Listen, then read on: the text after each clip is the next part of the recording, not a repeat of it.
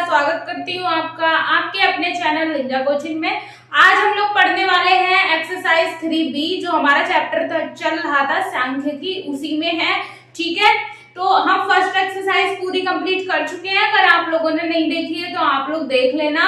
अब second exercise को करने से पहले कुछ इंपॉर्टेंट पॉइंट्स हैं, उनको जानना बहुत जरूरी है। सबसे पहली बात है समांतर माध्य। समांतर माध्य क्या होता है?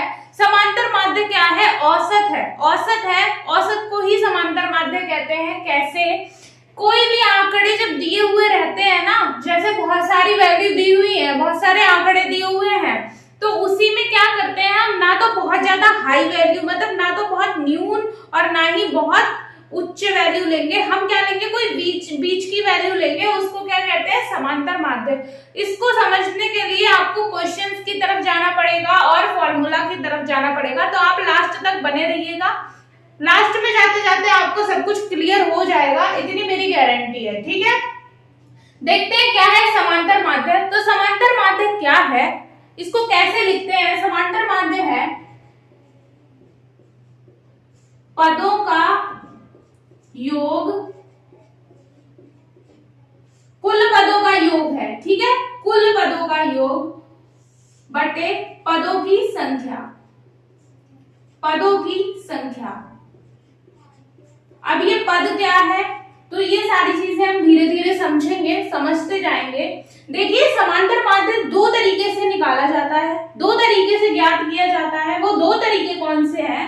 सबसे पहला तरीका है जब बारंबारता ना हो। अब ये बारंबारता क्या है, सारी चीजें समझेंगे। जब बारंबारता ना हो,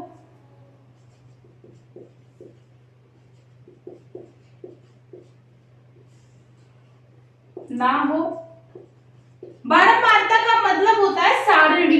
मतलब जब सारणी में चीजें दी हुई हो, मतलब एक अरेंजमेंट हो, एक ठीक से अरेंज करके, मतलब ठीक से सजा के सारणी में लिखा गया हो आंकड़ा, तो वो चीज होती है हमारी बारंबारता। और अगर नहीं दिया है सजा के, तो वो बारंबारता नहीं है। ठीक है, समझते हैं आप क्या चीज है क्या नहीं है।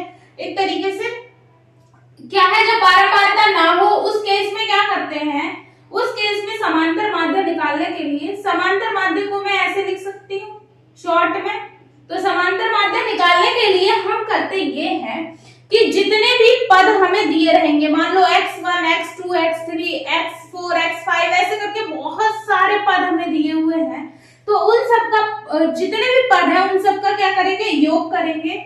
जैसे x1, x2 plus x3 plus x4, इसी तरीके से बहुत सारे पद हमारे पास, मान लिया xn तक दिए हुए हैं। xn बटे किससे इसको भाग देंगे? भाग देंगे इसको टोटल पदों की संख्या से। हमारे पास टोटल पद कितने हैं? हमारे पास टोटल पद n है, n, तो इसको भाग देंगे n से। ठीक है, इसको हम कैसे लिख सकते हैं? इसको मैथमेटिकल फॉर्म में लिखने के लिए, मतलब गणित की भाषा में लिखते कैसे हैं वो चीज समझिए। उसको लिखते ऐसे हैं, ये है समीशन। समीशन मतलब ये है साइन जो है, ये है सिग्मा का साइन। सिग्मा क्या होता है? समीशन मतलब जोड़, यानी जोड़ के मतलब शॉर्ट में लिखना है एक तरीके से, गणित की भाषा में आप समझो। तो ये सिग्मा है, सिग्मा x बटे n। समझ गए आप? इतना समझ में आया? सिग्मा x मतलब पदों का योग बटे पदों की संख्या। इतनी चीज क्लियर हुई। अब क्या आता है? अब आता ये है जब बारंबारता हो। बारंबारता होने पर क्या होगा?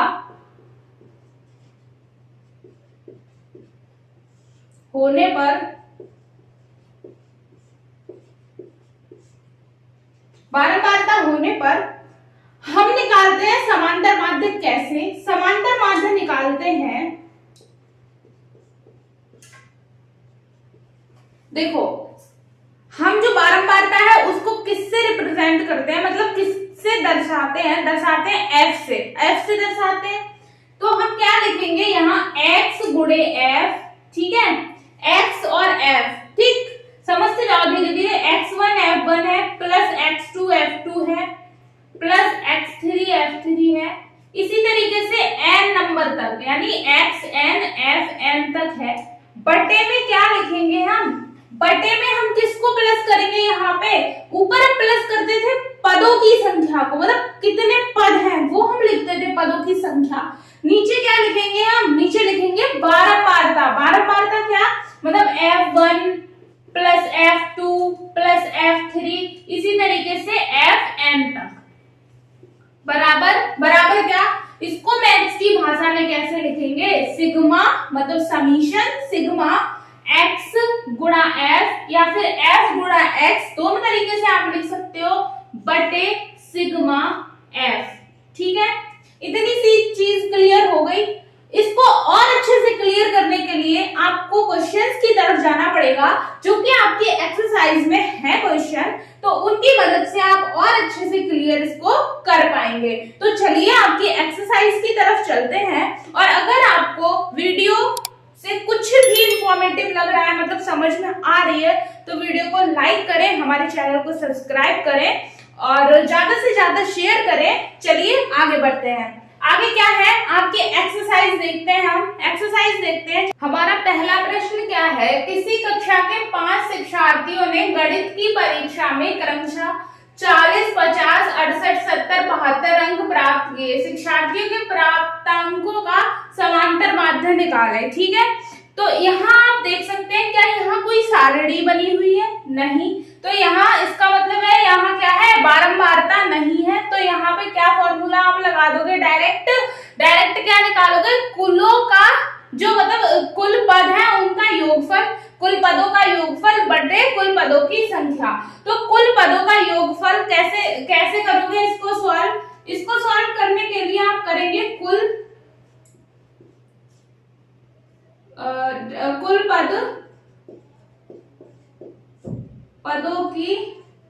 पदों का योगफल बट्टे पदों की संख्या।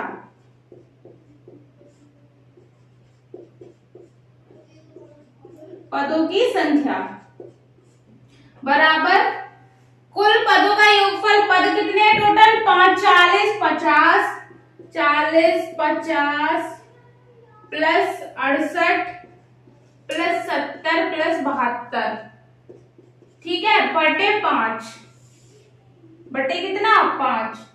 इतनी चीज समझ में आई, तो इसको जोड़ेंगे 40 प्लस 50 90, और इन सबको जोड़ के कितना आएगा,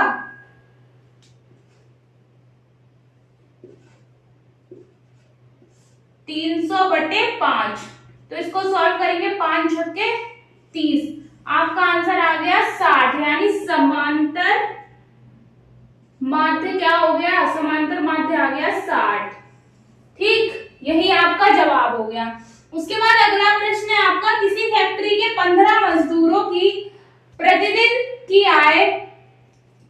की जो मजदूरी है वो क्रमशः दी गई है इतने रुपए। ठीक है, 15 मजदूर है, उनकी जो मतलब इनकम है, जो उनकी आय है वो दी गई है। मान लो पहले की 70 है, दूसरे की 110 है, तीसरे की 65 है, इसी तरीके से सबकी आय दी गई है, सबकी आय दी गई है। आपसे क्या पूछा है, आपसे समांतर माध्य पूछा है, मतलब समांतर माध्य पूछा है, तो कैसे निकालेंगे आप निकालेंगे कैसे, कुल पदों का योगफल, कुल पदों का योगफल।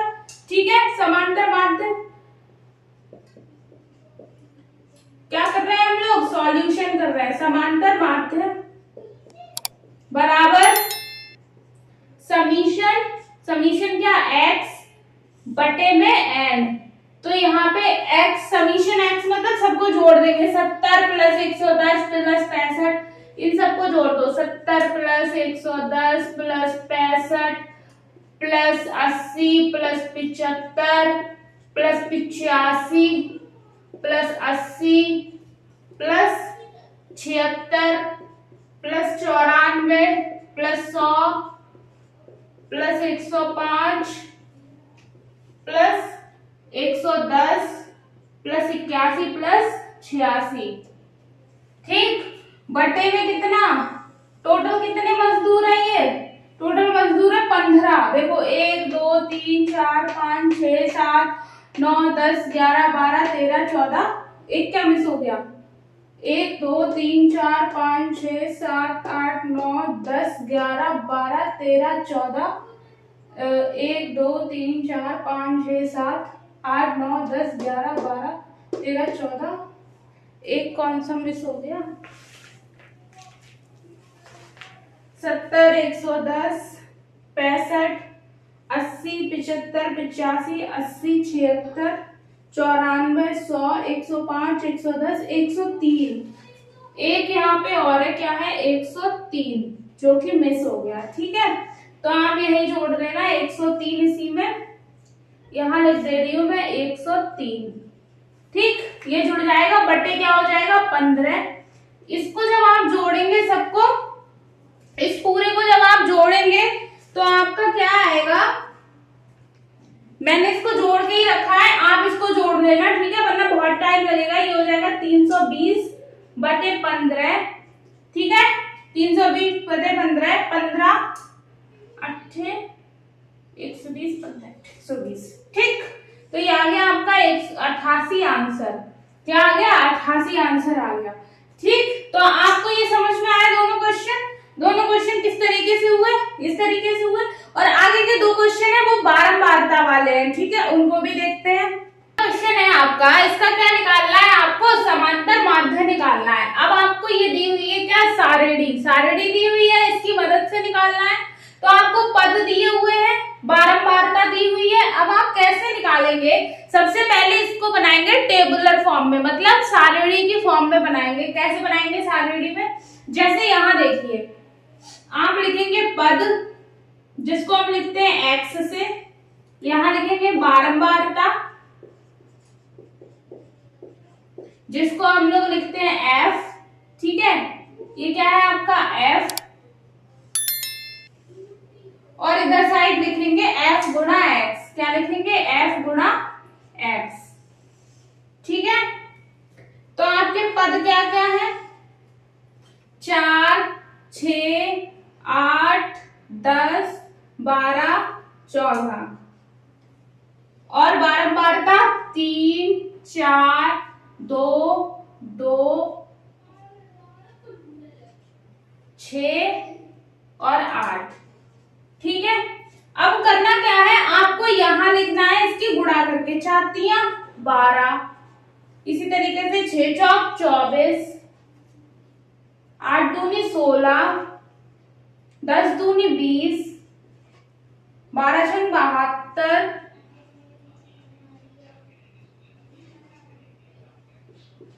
ठीक, और 14 अट्ठे 112।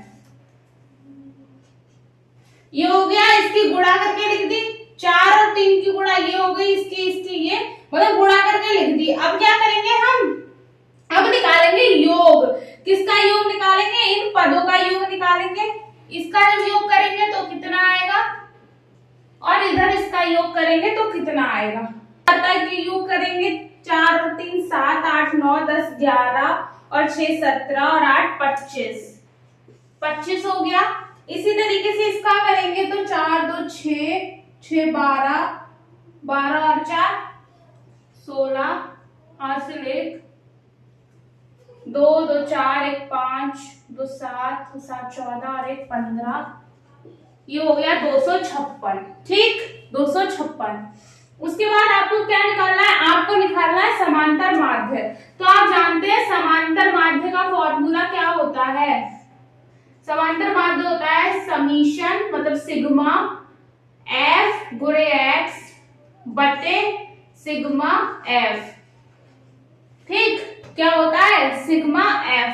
तो इसको कैसे सॉल्व करेंगे, इसको सॉल्व करने के लिए आप देखो, f गुणे x कितना आया आपके पास 256, और सिग्मा f कितना आया, इसको बारंबारता को जोड़ के 25।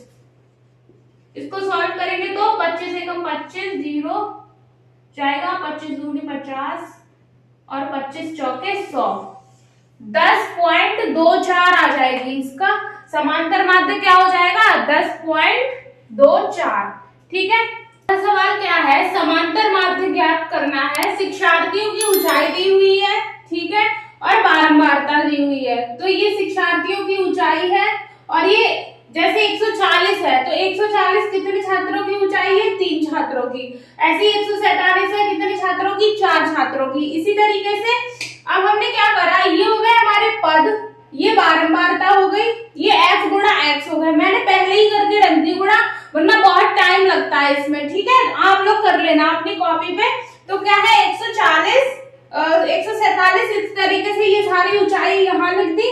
बारंबारता जो भी दी थी वो यहाँ लिख दी, बारंबारता को जोड़ दिया 50 आ गया, और f गुणा x मतलब 140 गुणा 3 420, इस तरीके से 147 गुणा 4 588, इन सब की गुणा करके f गुणा x करके इसका योग निकाल दिया, इन सबको जोड़ के आया 7557। ठीक, अब हमें क्या निकालना है, समांतर माध्य। और हम जानते हैं समांतर माध्य जब बारंबारता के लिए पूछा जाता है तो क्या होता है, सिग्मा f गुणा x बटे सिग्मा f। ठीक, यहाँ से क्या हो जाएगा 7557 बटे 50 और बराबर में 151.14 आंसर आ गया इसको सॉल्व करने के बाद। तो आज की आपकी ये जो एक्सरसाइज 3B थी ये कंप्लीट हो गई है। आई होप आपको अच्छे से सब समझ में आ गया होगा, आपके सारे डाउट क्लियर हो गए होंगे। आज के लिए यहीं तक रखते हैं बस। Thank you.